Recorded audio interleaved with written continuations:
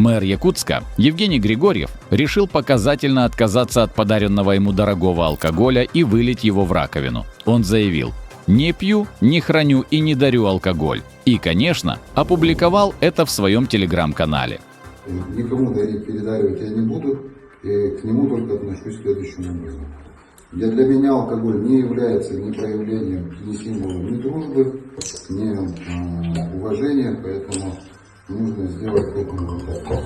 Но вот интересный момент. По закону госслужащие не могут принимать подарки дороже 3000 рублей.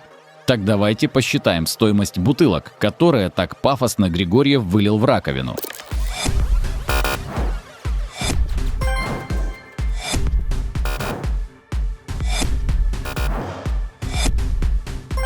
Три из 5 бутылок превышают лимит в 3000. Значит, что? Мэр признался в получении взяток прямо на видео? Когда хочешь устроить показуху на камеру, может, стоит сначала подумать?